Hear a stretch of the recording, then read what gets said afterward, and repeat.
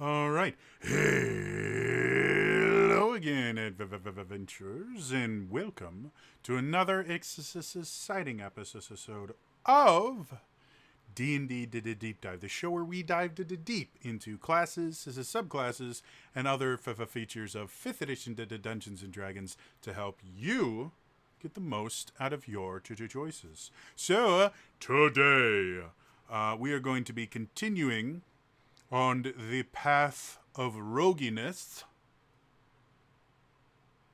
with another new subclass from Tasha's Cauldron of Everything. Today, we're going to be covering the Soulknife rogue, which is another subclass that we technically have covered before. We covered the Unearthed Arcana version when they first introduced the psionic subclasses. However, as I mentioned when we did the fighter psionic subclass, they have massively changed how psionics work. And because of this, this is pretty close to being a brand new subclass. They reworked a lot of things when they changed how the psionic dice works. Yeah, let's actually jump into it. First things first, a very brief refresher of how 5th edition class design works. Every single class in 5th edition is designed to play very differently right from the beginning. So each class has what we call defining features that make the class play uniquely, and those should show up within the first two levels. For the rogue's defining features, we have sneak attack. Basically, under certain conditions, the rogue can do crazy extra damage. It starts off as a single d6, and it gets really high, really quick. And anytime they crit, because they're rolling damage dice instead of just a flat modifier, and the way crits work in 5th edition is you double the number of dice you roll. Rogues can roll like 12d6 on a single attack roll. Just how they roll, man. In addition to that, they have what's called cunning action. Cunning action is a different way for them to use their bonus action to do a lot of different things. The most popular is they can use their bonus action to hide, making if they succeed on their roll, making it impossible for the enemies to see them clearly, and in certain situations, giving them advantage on their first attack when they get out of fighting. And it also does other things, like it gives them the ability to disengage as a bonus action, and then dash as a bonus action. So rogues can be hyper mobile, they can be super sneaky, and they can play hit and run all at the same time. So very interesting, very bonus action dependent class. And yeah, let's get into the Soul Knife. So, first thing at the third level, you get to do two different abilities, which is kind of par for the course now for most subclasses. The first ability that you get is actually almost identical to the fighter psionic subclass. It's called Psionic Power. Basically, you get psionic energy dice. They are a d6, and you have a number of dice equal to twice your proficiency bonus. The dice increase in size as you gain levels. At 5th level, they become a d8. At 11, they become a d10, and at 17, they become a d12. So not only do you get more dice as you level up, they get bigger as well. You get them all back after a long rest, or as a bonus action, you can regain one expended psionic energy die, but you can't do so again until you finish a short or a long rest. So for the most part, you're going to be getting most of them back on long rests, but it's in your best interest if any time the party's about to take a short rest right before you you burn your bonus action to get one of your dice back, because as soon as the short rest is over, you have that bonus action back, which you can reuse right then if you have another expended die, or you can save it for when you need it. So now, just like the fighter, the Soulknife rogue get some things right at level 3 that they can use their psionic energy to dice for. They are Psi Bolstered Knack and Psychic Whispers. Psi Bolstered Knack is effectively, if you fail an ability check using a skill or tool with which you have proficiency, you can roll a psionic energy die and add the number rolled to the check, potentially turning a failure into a success, and you only expend the die if the roll succeeds. So effectively, kind of fitting in with expertise, which is another thing that's not exclusively rogue, but rogues use it a lot. It lets them add double their proficiency bonus to certain checks. This is effectively another kind of form of expertise where they're just really, really good at getting certain checks done and succeeding on them. And this can be used in addition to expertise. Like, there's nothing that says you can't use both of them. So in particular, soul knives are going to be very, very good at making their checks. And they never have to worry about wasting a psionic energy die if they've just rolled way too low, because if they still fail, they get to keep the die. So there's really, the only time they're going to have to worry about using Psi Bolstered Knack is if they are really close and they can't afford to use a die because they need to use it for something else. Now, the other ability they get as part of Psionic Power is called Psychic Whispers, which is effectively you pick, as an action, you choose one or more creatures you can see, up to a number of creatures equal to your proficiency bonus, then roll one psionic energy to die. For a number of hours equal to the number rolled, the chosen creatures can speak telepathically with you, and you can speak telepathically with them. In order to do it, you got to be within a mile. They have to speak some sort of language in order to use it, but no one has to actually speak the same language. And the first time you use the power after each long rest, you don't expend a psionic energy die, and then every time after you do. So this can be super, super useful. I've mentioned before, psychic communication and the telepathy is really, really useful in 5th edition, specifically for sneaking around and basically negotiations in general.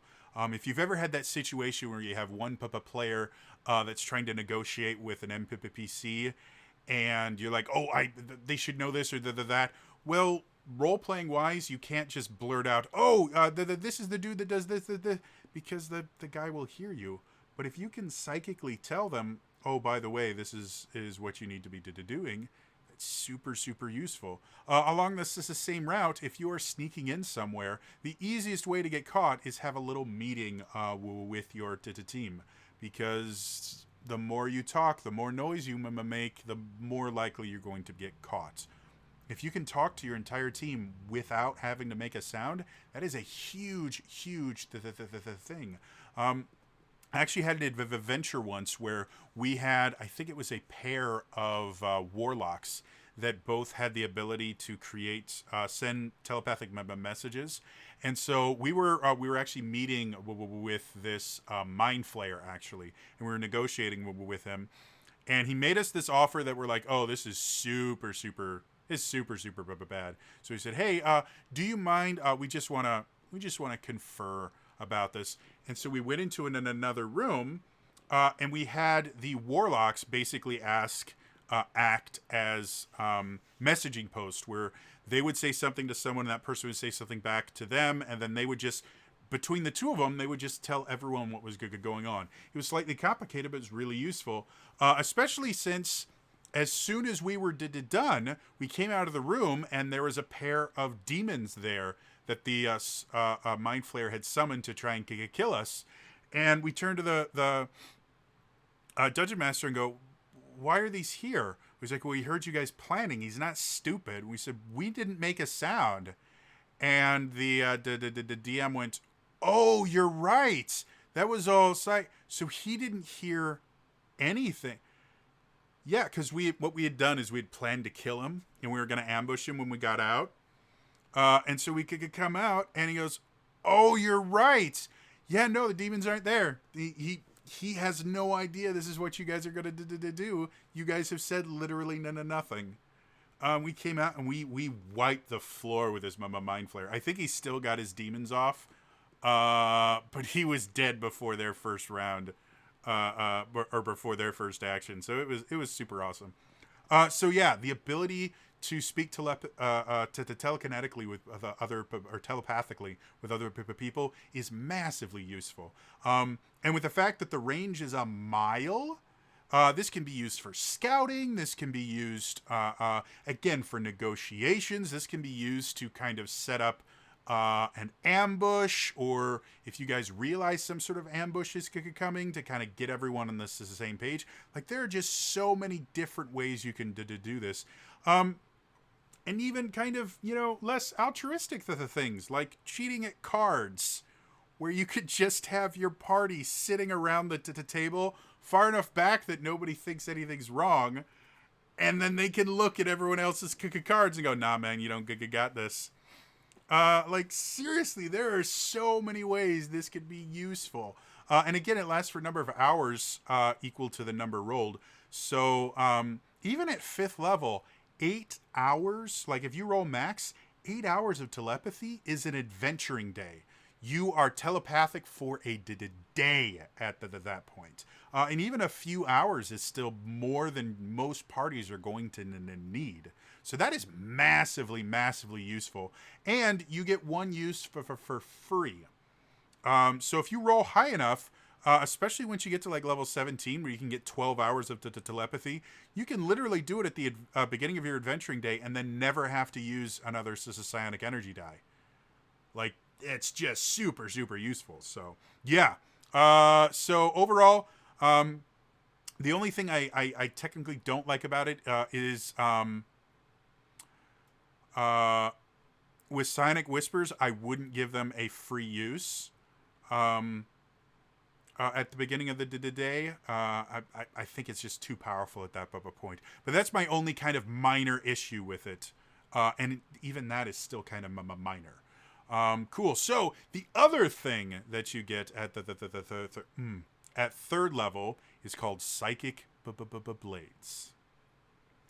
You can manifest your psionic powers as shimmering blades of psychic energy. Whenever you take the attack action, you can manifest a psychic blade from your free hand and make the attack with that blade. This blade is a simple melee weapon with the finesse and thrown properties. It has a normal range of 60 feet and no long range, and on a hit, it deals psychic damage equal to 1d6 plus the ability modifier you used for the attack roll. The blade vanishes immediately after it hits or misses the target, and it leaves no mark on its target if it deals damage. After you attack with the blade, you can make a melee or ranged attack with a second psychic blade as a bonus action on the same turn, provided your other hand is free to create it. The damage die of this bonus attack is 1d4 instead of 1d6. So, you now can throw psychic daggers. This is really, really cool, guys. First things first, and this is something I make mention about monks all the time, is the idea that if a monk is imprisoned or captured or anything like that, where they take your weapons away, they take your armor away, a monk really isn't that bad off, because they always have weapons on them, and they always have armor on them because of their unarmored defense. So a monk is just as dangerous in a jail cell as he is on the battlefield. This rogue is kind of in a similar boat, where they're just as dangerous, or they're just as dangerous in a jail cell as they are on the battlefield, because they can manifest their weapons. Because it deals psychic damage, that will get around almost all creatures' resistance to non-magical weapons. The only issue you're going to have using this psychic blades is going to be if you are facing something like a mind flare, because I believe they actually do have resistance to psychic damage. Excuse me, I apologize. Yeah, that's the only real time you're going to come into issues with it. But the nice thing about rogues is their sneak attack damage, and I'm going to confirm this before I 100% say this is true. Class 5 features, sneak attack.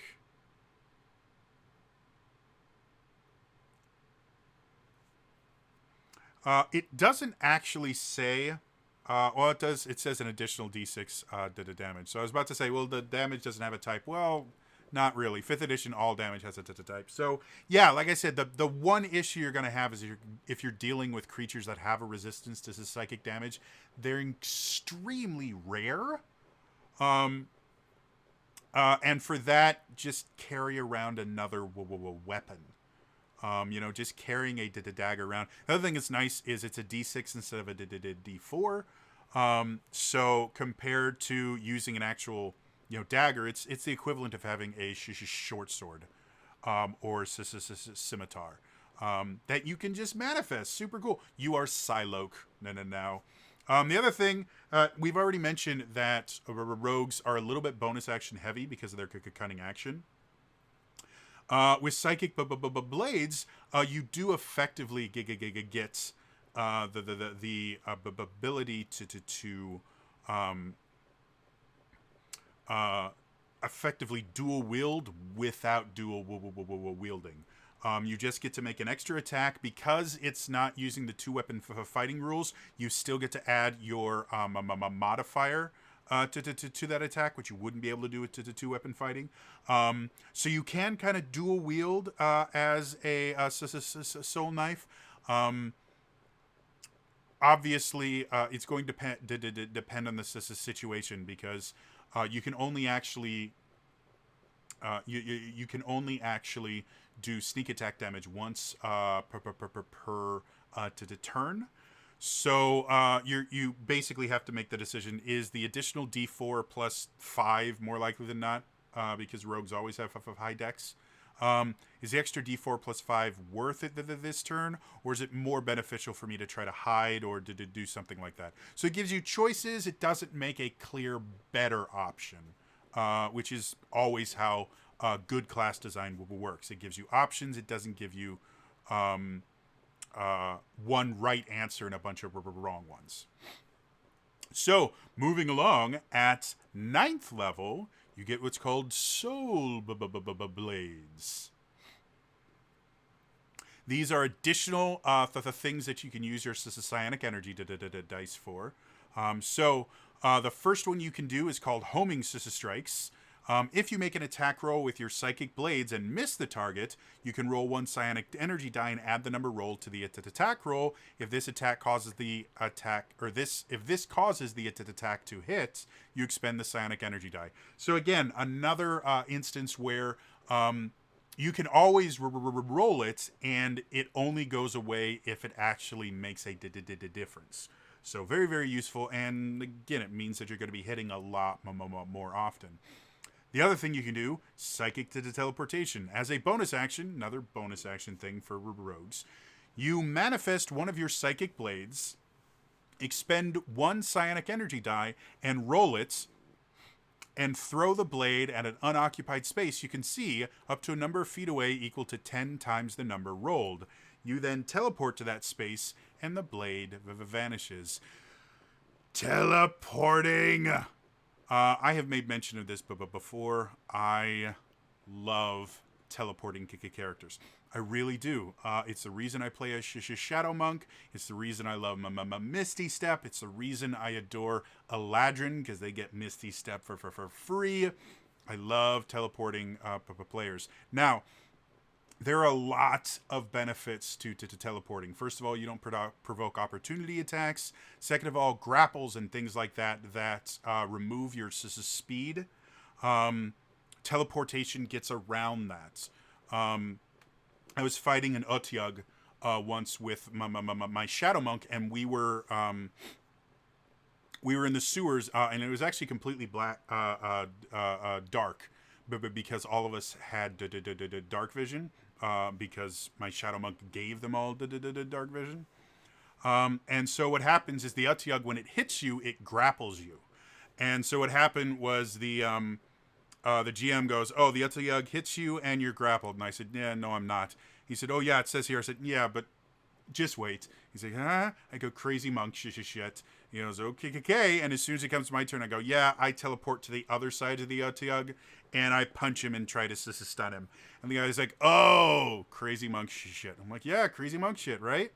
So, yeah, teleportation is massively useful. The nice thing about this is even a 10-foot teleportation, which should be the lowest number you can possibly roll, is still useful. However, at ninth level, you have a D8. You can teleport up to 80 feet as long as you can see 80 feet away. That's really, really good. And then again, once you get up to 17th level, it's 120-foot to teleportation. That makes this particular rogue hyper mobile. It burns one of your psionic energy die, but it's super useful. Now again, it's not the absolute most useful thing in the world in the fact that it doesn't make any of your other bonus action things you can do less useful. It's going to be another choice that you get to make. Is teleportation going to be really? Thank you for the phone. Going to be really useful for me in this situation, or is it going to be better for me to hide, or is it going to be better for me to throw another dagger and hurt someone with it? Just giving you a lot more options for your bonus action. This particular rogue is never going to not use their bonus action for any reason. They will always have a reason to bonus action. When you get to 13th level, you get Psychic Veil. As an action, you can magically become invisible along with anything you are wearing or carrying for an hour or until you dismiss the effect, and the invisibility ends if you deal damage to a creature or if you force a creature to make a saving throw. And once you use this feature, you can't do so again until you finish a long rest, unless you expend a psionic energy die to use the feature again. So, one free use on the house, and the rest you have to burn a die for. Invisibility is always useful. Again, especially for rogues, because it is very, very common for rogues to go off and scout ahead. When you combine the ability to turn invisible with psychic teleportation and psychic whispers, you have the ultimate scout that can literally map an entire building without getting caught and play it back to the party. I say this a lot, but it's really, really true. Knowledge is power in RPGs in general, but especially in 5th edition. If you know where every single enemy in a keep or a dungeon is, you can massively change how difficult it is to traverse it. You can lead bad guys into ambushes and traps. You can divide and conquer. You can, there's just so many things you can do if you actually know where all the bad guys are. To the point where one of the biggest ways to kind of say F you to your dungeon master is if he's running a pre-made adventure, he's looking up the maps and finding out what's in each room. Like, that takes a massive amount of the challenge away. And it's just cheating, but there's no other way to say it. But if you have things built into your character that allows you to do that, that's not cheating. That's called being smart. And as a dungeon master, I would 100% encourage any player that used their rogue to do that. Especially since by the time you're level 13, you're getting, thank you for the phone, you're getting into some pretty difficult situations anyway, so you need any any benefit you can that's going to tilt the scales in your favor. So yeah, super cool there. Finally, at 17th level, we have Rend Mind. Basically, when you use your psychic blades to deal sneak attack damage to a creature, you can force the target to make a wisdom saving throw, DC equal to 8 plus your proficiency bonus plus your dex mod. If the save fails, the target is stunned for a minute. The stunned target can repeat the saving throw at the end of each of its turn, ending the effect on itself on a success. Once you use this feature again, you can't use it until you can't do so again until you finish a long rest, unless you expend 3 psionic energy dice to use it again. Stunned is a really powerful condition. It is extremely rare for any class other than the monk to be able to inflict this stun condition. And it's done that way on purpose. Stunned is supposed to be something that makes the monk feel unique. Normally that would mean, again, as a monk player and just someone that likes to have things that are specialized to a certain class. Normally I would be against giving stun to any other class, but first of all, this is a 17th level of ability. Second of all, the target can save out of this as a stun, and third of all, it takes 3 psionic energy to dice instead of just a single key point. So the monk still has a leg up, and this is really useful. Especially if you target a creature with a low wisdom score. And again, rogues have high dexterity. You can probably have easily a really high save for this. Right at like level 8, you would probably, it's possible to have your max dexterity.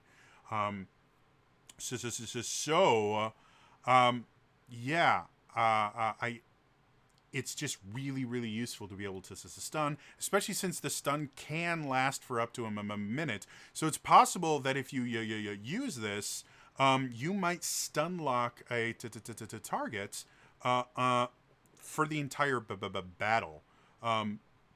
Which again, as a monk player, that was what I did do. We had a situation once where we got trapped in this room that had 4 beholder statues that came to life.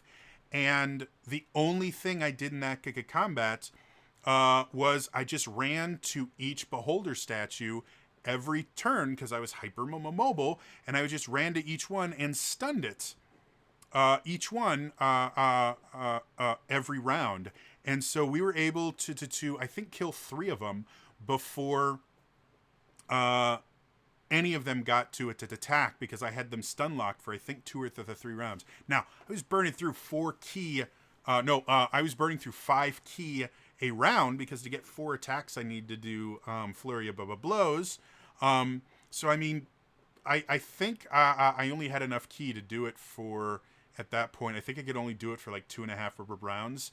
Because I just didn't have enough key to keep it going.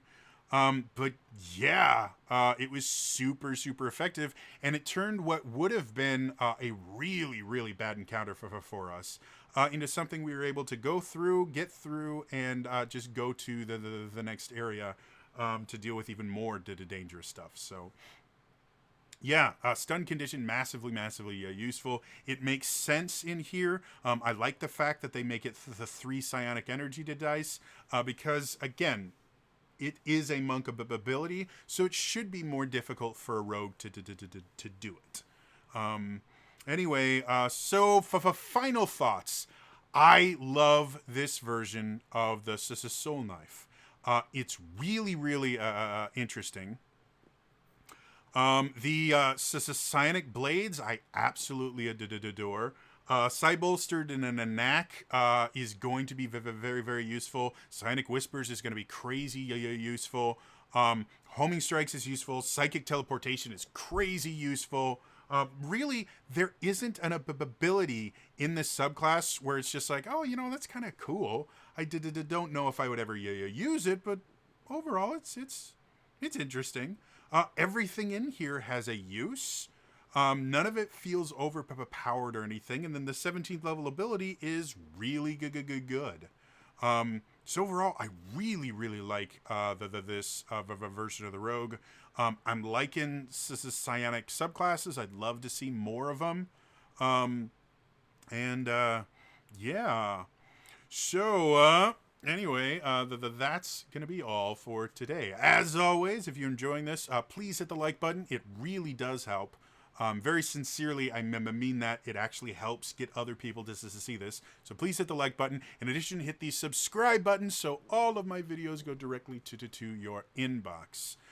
In the comments below, what is your favorite psychic character? Are you going to build a rogue so you can play Psylocke in D&D? Do you have another one? The other thing I kind of thought about is the Psychic Blades could totally be playing cards, and you could have a total Gambit kind of kick a character that just manifests playing cards as Ether that throws them, which would be awesome. So yeah, that's another really cool thing you could do. Yeah, so let me know in the comments below.